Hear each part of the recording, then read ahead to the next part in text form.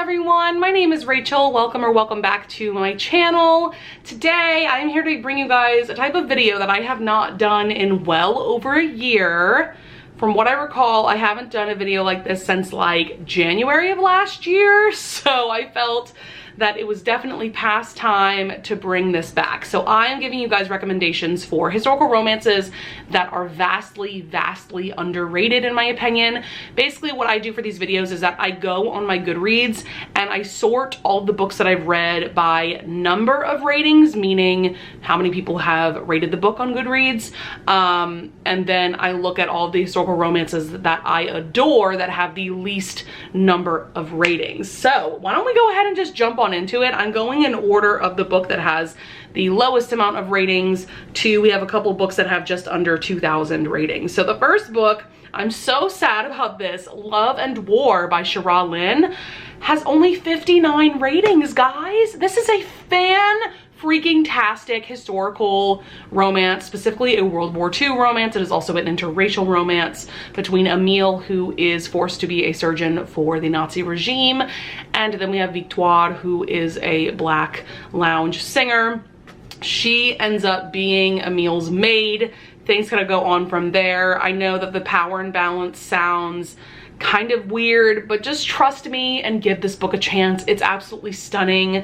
It's a pretty short book too. I believe it's about like 230-ish pages, something like that, but you still feel like you get a full and lush story, and this book kept me on the edge of my seat. I didn't know if the happily ever after was going to be possible, but it's just stunning. So please give this book a chance. I'm so sad that so few people have read it.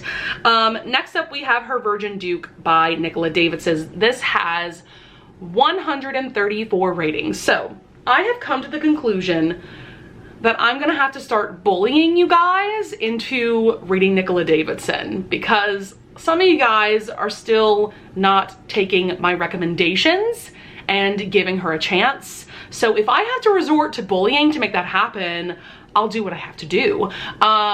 This novella, guys, is so good. Oh my God, literally one of my favorite things that I've read from Nicola Davidson, which is really saying something because pretty much everything I've read by her, I've given 5 stars.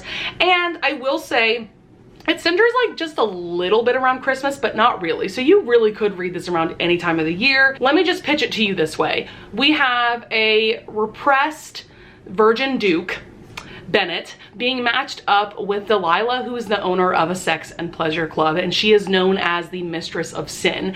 Come on, if that doesn't entice you to read this, I don't know what will. It's just so fun and satisfying and amazing to read about Delilah coaxing Bennett out of his shell, both sexually and otherwise, and he's kind of a dominant, and it's just a great time. This was absolutely fantastic. You guys just need to read this. Let's see, next up we have Dare to be a Duchess by Sapna Bog. This has 342 ratings. This one I read pretty recently, and I pitched it as being like, if you loved Kate and Anthony from the Bridgerton Netflix series, I think you would really enjoy this book. There's just a lot of vibes that are similar between the two couples. Also, we have a heroine who is half Indian, and that is incorporated into the story a lot. And this was just absolutely fantastic. It's a hate to love romance. It's forbidden. There's lots of angst. It's also very sexy. What more could you want? Next up we have Girls Before Earls by Anna Bennett. This has 504 ratings now. With this one came out pretty recently, very late December of last year, so I can kind of understand why not all that many people have read it. However, I do think Anna Bennett is a very underrated author in that I have never heard anyone really talk about her books at all. She has a few books in her backlist and I'm interested to check those out, but I just loved this one so much. We have Hazel, who is the headmistress of a girls' school in this very small coastal town, and then we have Gabriel, who was an earl, and he is now the guardian to his teenage niece, but she's quite the troublemaker, and so Hazel's school is kind of his last resort, and things go on from there. This gave me a little bit of like Spindle Cove vibes by Tessa Dare. It's really great. Not a very exciting book by any means, but it's just cozy. It has those beach vibes, and it's just, yeah. It was just a really great historical romance. Once again, with Nicola Davidson, I have to talk about her Fallen series. So this is a series of 3 novellas. Each of them centers around one of the 3 best friends that co-own the sex club together. So the first one is Surrender to Sin. This one has 979 ratings. This one was probably my least favorite of the series, but I still gave it like 4.5 stars. These characters are amazing. They're just fantastic. Once again, fantastic erotic historical romances. My personal favorite of the series is the next one, which is The Devil's Submission. This one has 957 ratings. This one has a submissive hero and a plus-size heroine. It's also a marriage in trouble story. So fantastic. And the last one, which is a very close second in terms of like my ranking of the 3 novellas, this is The Seduction of Viscount Vice. This only has 529 ratings, and this is a second chance romance. There's a lot of angst in there. This one made me cry, actually quite a bit. And we also have a hot Scottish hero, and both the hero and the heroine are exhibitionists. Need I say more? So I'm gonna stop talking about this little novella series because I feel like any chance I get, I always bring these novellas up. Also, these were recently made into audiobooks, and I found all of them on Hoopla. So if you have that service, definitely look them up. Next up, we have The Footman and I by Valerie Bowman. This one's just really fun because it's a series about this group of friends. They're all members of nobility. We have a duke, we've got a marquis, we've got some earls, viscounts, you name it. And they all decide to go undercover as footmen or different members of like servants in the household to try to find their true loves, because they're convinced that women won't fall for them. They're going to be falling for their title and for their money. So this first book was just a really great time. I think I almost gave it 5 stars. I would have liked for it to be a bit steamier, but it was just like such a fun story, and I definitely need to read more books in the series and from this author. Next up, we have The Scandalous Diary of Lily Layton by Stacey Reed. This one has 992 ratings, and I'm bringing this one up specifically because whenever I hear anyone talk about Stacey Reed, they never bring up this book, and this is easily the hottest book that Stacey Reed has written that I have read, and it's also easily just one of the hottest historical romances that I've ever read.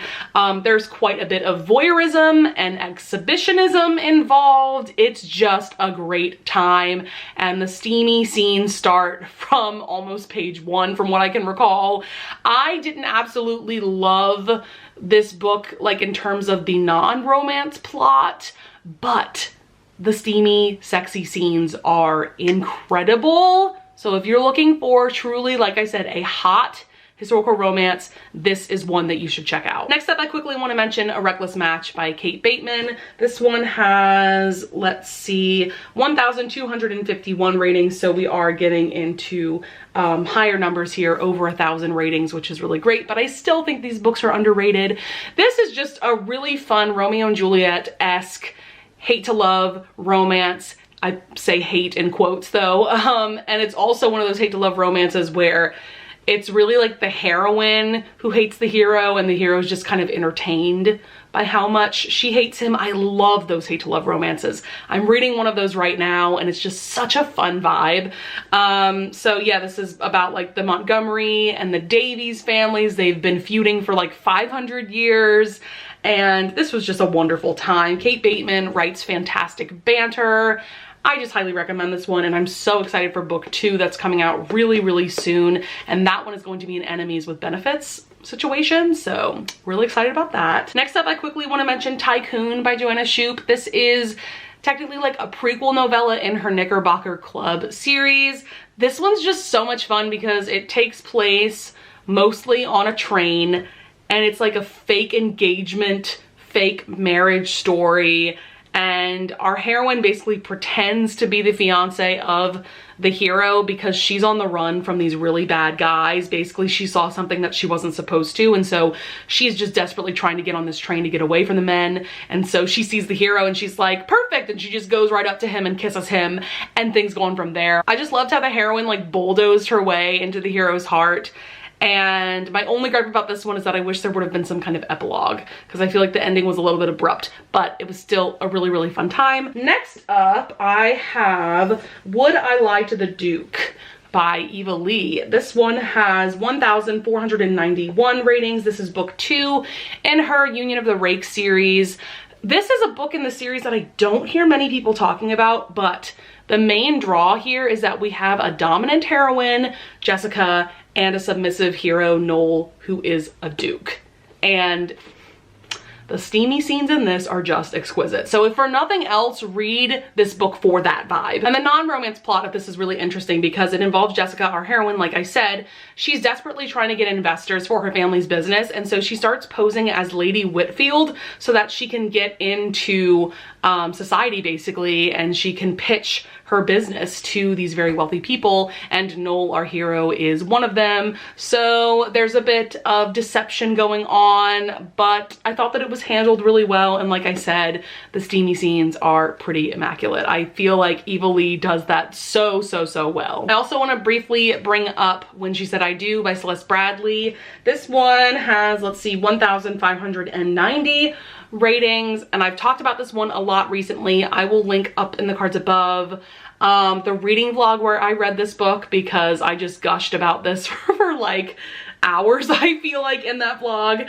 But this is just a fantastic Beauty and the Beast retelling in a historical setting, and it's just it's so good. Next book I want to briefly bring up, I only have 3 books left to talk about, is The Spinster and the Rake by Eva Devon. This one has 1,665 ratings. This one I really enjoyed. One, it has great neurodivergent representation. Edward, our hero, is a duke, and he definitely seems to be on the autism spectrum, although of course at that time in history people didn't know what that was, and they certainly never talked about it, but you can just tell when you're in his POV that that seems to be what's going on with him. I just thought that that representation was so well done. This is also a really fun forced marriage between Edward, our hero, and Georgiana, who is definitely not a member of nobility, but she finds herself at the Duke's house party. They end up in a compromising position, hence they have to get married.